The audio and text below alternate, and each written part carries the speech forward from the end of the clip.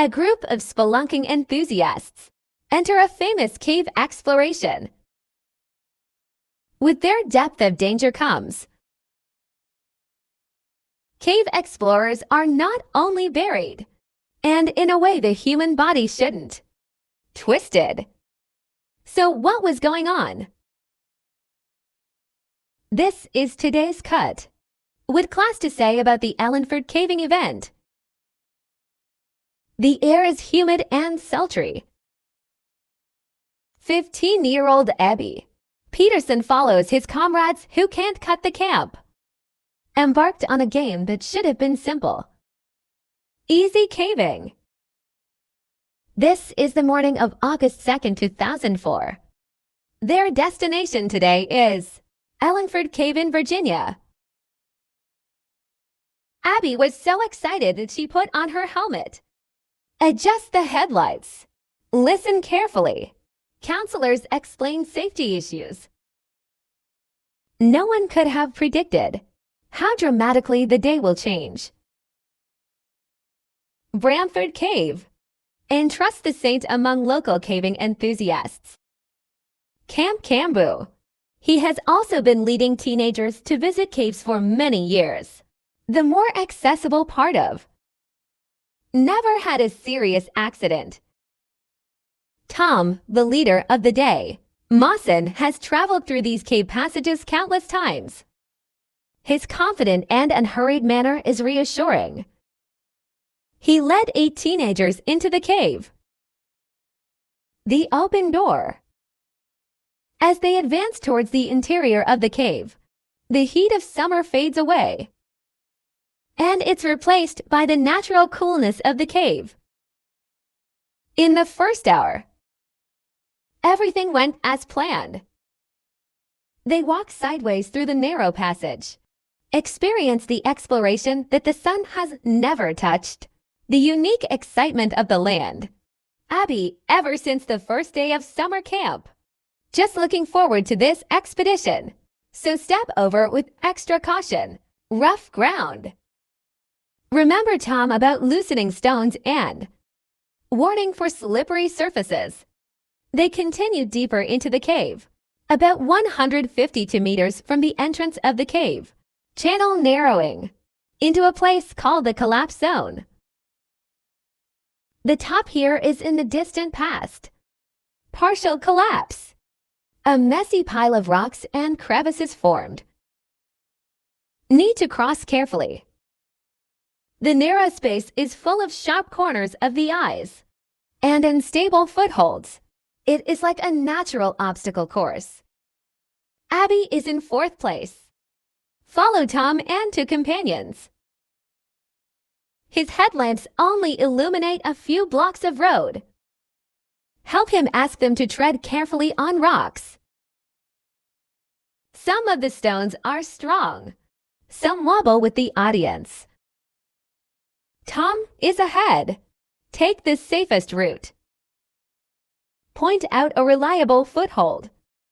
When Abilene crossed over, he put his foot on a seemingly solid stone. However, the stone suddenly loosened under his weight. The world tilts instantaneously. His hands and feet are dancing, trying to regain balance, but he fell. The height of the fall is not large, only about 91 cm.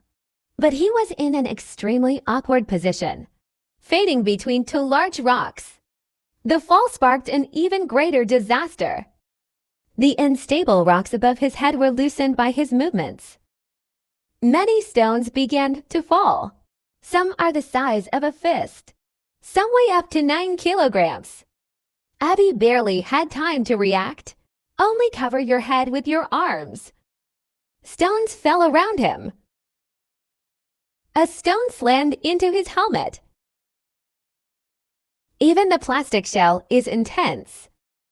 When the brief encounter is over, Abby found herself partially trapped. The stone covered his upper body and left arm. The legs stretch out and get stuck. The weight on the chest makes every breath harder. I feel like my ribs are squeezed every time I inhale. The pain wasn't severe at first. More of a surprise. But then he realized something even more terrifying.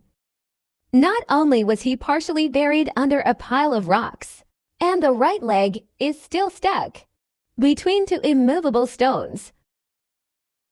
He tried to twist his body to break free, but I find myself being held back from multiple directions.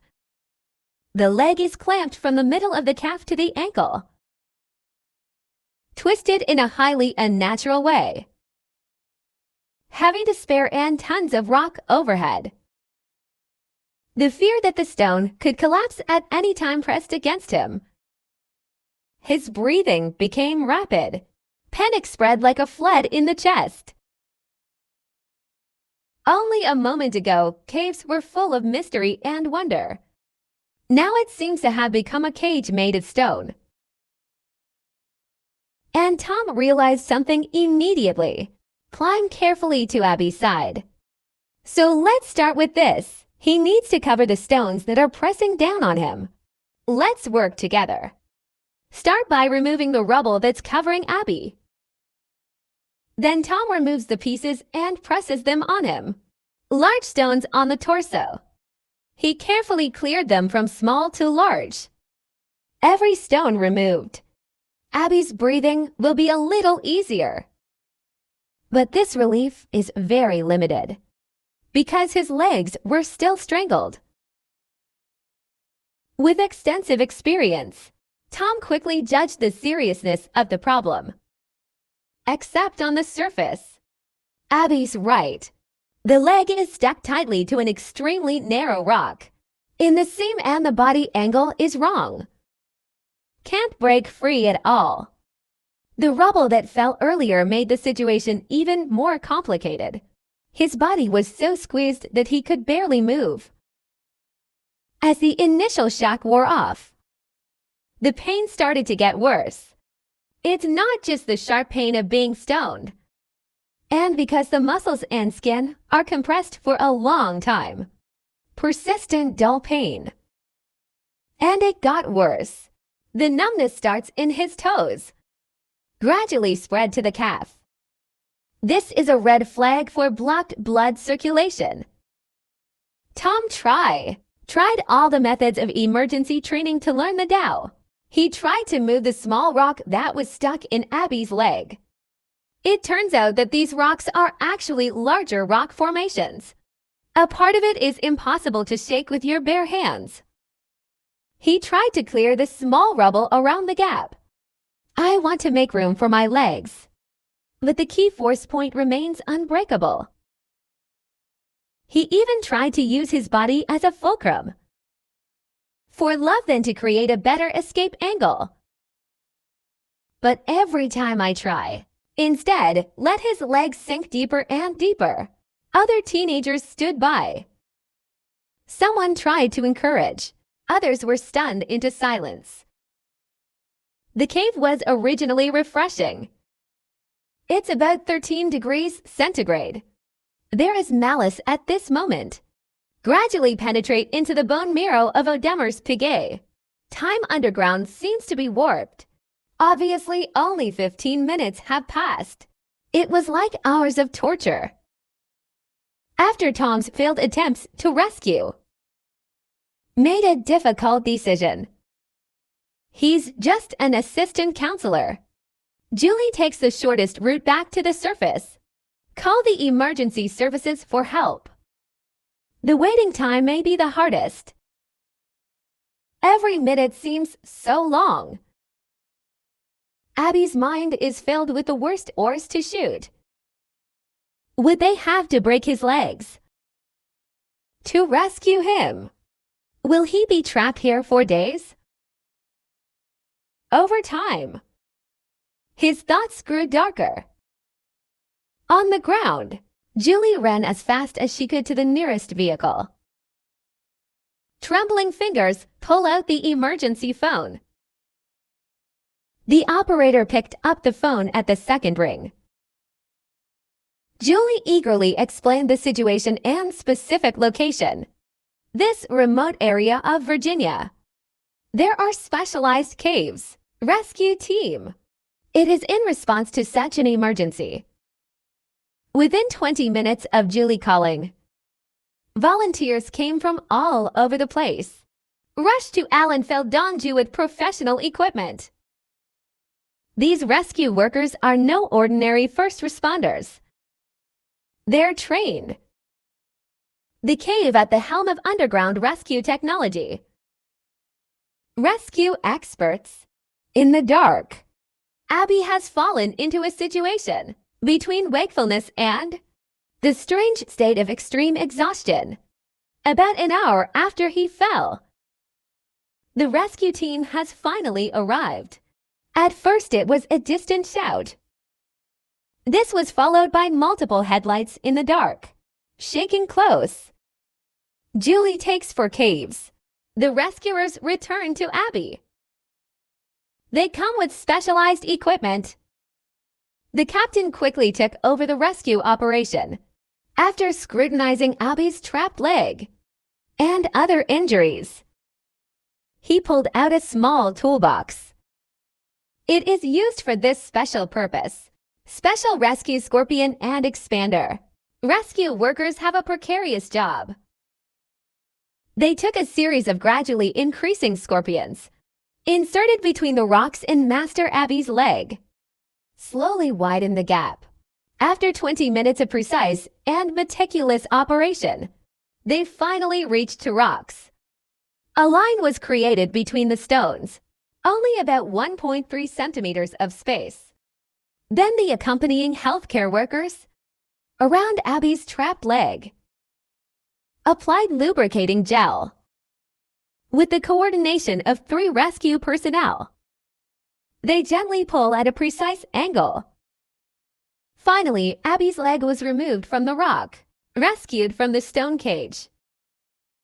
The first sensation of freedom is intense pain. The blood was flowing back into his long, stressed leg. Triggers more intense pain than when trapped. And now, rescuers were able to assess his overall condition, make more comprehensive evaluation, multiple severe back and shoulder contusions. The skin near the left scapula is broken, is sinking. Rescue team. Carefully transfer Abby to a special stretcher and immobilize his body to prevent movement in narrow caves. Cause secondary damage. The process of leaving the cave is equally difficult. Narrow channel. Forcing rescue workers to reduce the unit price by 1 inch. Pass it out inch by inch, hand in hand through the narrowest area. When they finally met again in the evening sun, daily time, an ambulance is already on standby at the entrance of the cave. Back door open. Be ready to respond.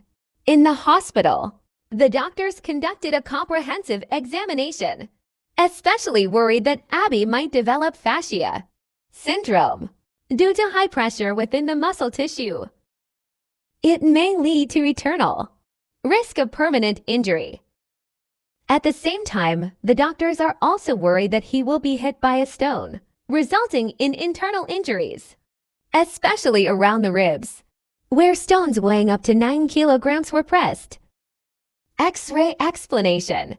He didn't break his leg bone, but 2 small cracks were found in the ribs. Fortunately, in the days to come, Abby made a smooth recovery and finally full health again. That's the end of today's video. See you next time.